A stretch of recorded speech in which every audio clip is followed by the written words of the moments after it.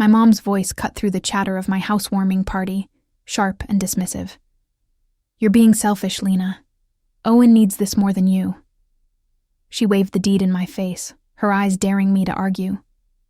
"He's got a family to support. What do you have? Just you." The words landed like a punch, stealing my breath as I stood in the kitchen of the house I'd poured my life savings into.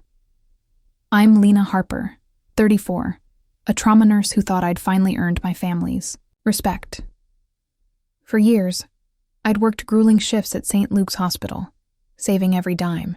When my parents faced foreclosure, I gave them $180,000, my entire savings, for a new home. The deal was clear. The house would be in my name, since I'd paid the down payment. But now, at what should have been a celebration, they'd handed it to my stepbrother, Owen, like my sacrifice meant nothing. Owen, my mom's golden boy from her second marriage, smirked from across the room.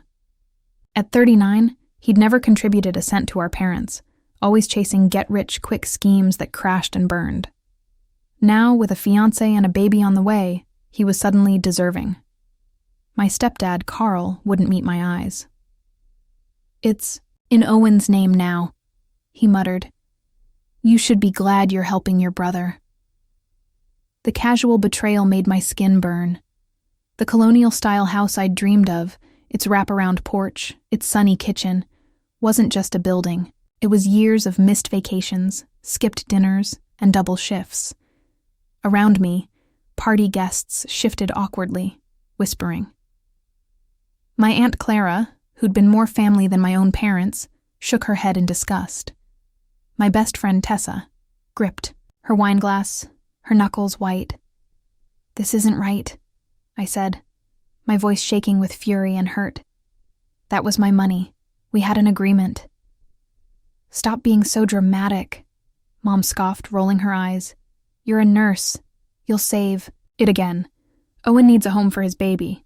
You've got no one to care for." Something snapped. Years of being the dependable one, the one who sacrificed while Owen got endless second chances, boiled over. I looked at their smug faces and knew this wasn't the end. They'd underestimated me, but I was done being their doormat. Growing. Up in Raleigh, I'd always been the odd one out. After my dad died when I was 7, Mom married Carl, and Owen became their world. While I studied late into the night and worked at a diner to save for nursing school, Owen got new phones, designer clothes, and bailouts for every failed venture, a food truck, a vape shop, a crypto scam. I clawed my way through college, juggling loans and night shifts as a CNA, while my parents refinanced their house twice to fund Owen's flops. I stayed quiet, thinking my hard work would prove my worth.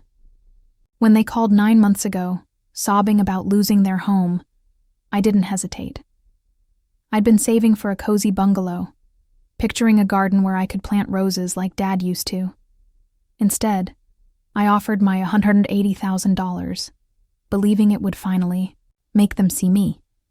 We toured houses together, and I fell for the Colonial on Cedar Lane. The realtor drafted papers naming me the owner. "You're a godsend, Lena," Mom said, hugging me. "We'll make this a family home." I believed her, ignoring the red flags. Her secretive calls with Owen, the lawyer meetings I wasn't invited to, the delayed final paperwork. Tessa warned me, "Get it in writing, Lena. They'll screw you over." But I brushed it off, desperate to trust my family. What kind of parents would betray their own daughter? The day before the party, I'd spent hours at Home Depot, picking out curtains, a cheery doormat, and candles for what I thought was my investment. Now, those touches mocked me in a house stolen by Owen's entitlement. As he strutted around, bragging about remodeling his kitchen, I noticed the folder of our original agreement still on the fridge, where Mom always stashed important papers. While guests fawned over Owen, I slipped it into my purse. "I need air," I told Tessa, stepping onto the back porch. Alone, I rifled through the papers. There was our contract, clear as day. The house in my name for my down payment. Then, a bombshell, a letter from their lawyer, dated 3 weeks ago, warning that transferring the deed without my consent was fraud. My phone buzzed with a text from Mom. "Stop moping. Come celebrate Owen's fresh start." That's when it clicked. This wasn't just a mistake. It was a calculated betrayal. I texted Tessa's cousin, Leo, a real estate lawyer. "Free tomorrow? Need help." He replied instantly. Tessa told me, 8 a.m., my office. Bring everything. Back inside, Mom and Carl were plotting with Owen, probably picking out his new countertops. "Done sulking?" Mom asked, smirking. I forced a smile, catching them off guard. "Actually, I want to thank you. You've made everything crystal clear." They blinked, confused, expecting tears. Owen chuckled. "See? She's fine. She'll get over it." I turned, my voice steady. "No, Owen, I won't. And you'll wish I had." The next morning, I sat in Leo's office, clutching a coffee, my nerves frayed. He pored over the papers, scribbling notes. After a tense hour, he looked up, grinning. "Lena, they screwed themselves. This transfer's fraudulent. You paid the down payment, signed the agreement, and this lawyer's letter proves they knew it was illegal. Plus, these bank records suggest they forged your signature. But the deed's in Owen's name," I said, my voice cracking. "A fraudulent transfer can be undone," Leo said, grabbing his phone. "I know a DA who'll eat this up. This isn't just civil. It's grand theft, maybe forgery. They're banking on you staying quiet." My heart raced. "I don't want Mom in jail," I said, even after everything. Leo's eyes softened but stayed firm. "They stole $180,000. They're counting on you being too soft to fight. What do you want?" I exhaled, resolve hardening. "I want my house back. And I want them to know they can't walk over me." Leo nodded, typing fast. "I'm filing an injunction to freeze any changes to the property. Then we'll void the transfer. They'll get papers tomorrow." Leaving his office, I felt lighter, like I'd shed a weight I'd carried for years. At my evening shift, my phone blew up. Owen called 9 times. Mom 11. Texts ranged from rage to panic. Owen's last one made me smirk. "What did you do?" I silenced my phone and focused on my patients. Let them sweat. By morning, chaos hit. Tessa called as I prepped for work. "Your mom and Owen are at your place, freaking out." Peeking out my apartment window, I saw Mom pounding on the door, Owen pacing. I went down, bracing myself. "You have to stop this," Mom yelled. "You're tearing us apart." "That's rich," I said, calm. "You didn't care about family when you stole my savings." Owen's face reddened. "You're overreacting. I've got a kid coming. What's a single nurse need a house for?" I held up my phone. "Want to see our agreement, or your lawyer's letter calling this fraud? How about the forged signatures?" Their faces fell. Mom grabbed my arm, voice low. "We can fix this, Lena. No lawyers." I stepped back. "You stopped being family when you decided my life's work was worthless. The DA has everything. Talk to your lawyer about reversing the deed, or this gets worse." "You'd send me to jail?"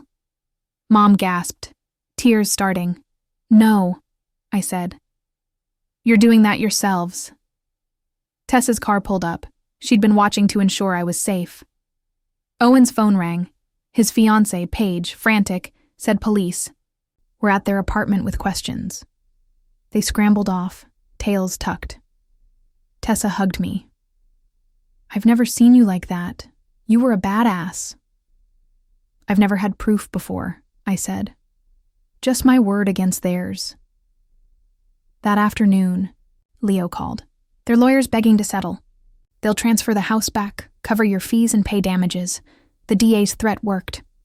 "Take it," I said. "But I want a signed statement admitting what they did. No pretending this didn't happen." 2 weeks later, in Leo's office, Mom, Carl, and Owen signed the papers. The deed was mine again, plus $60,000 in damages. Mom sobbed. Carl stared at the floor. Owen looked hollow, his smugness gone. Paige had left him, uncovering his hidden debts. The notary pointed to the final page, a statement confessing their fraud. They signed, Mom's hand shaking, Owen's jaw tight. "Happy now?" Owen muttered, standing. "You've ruined us." "No," I said, steady. "You did that when you stole from me. I just took back what's mine."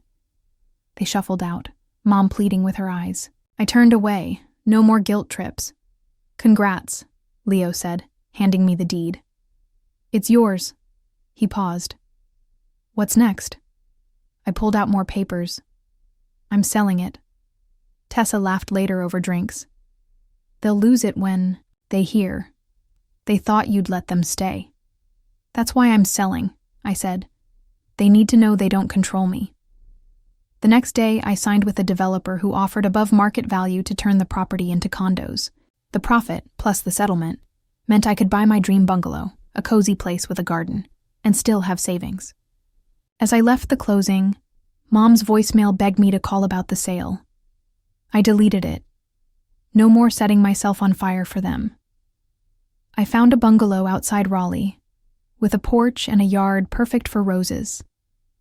Tessa helped me move, painting walls, in soft greens.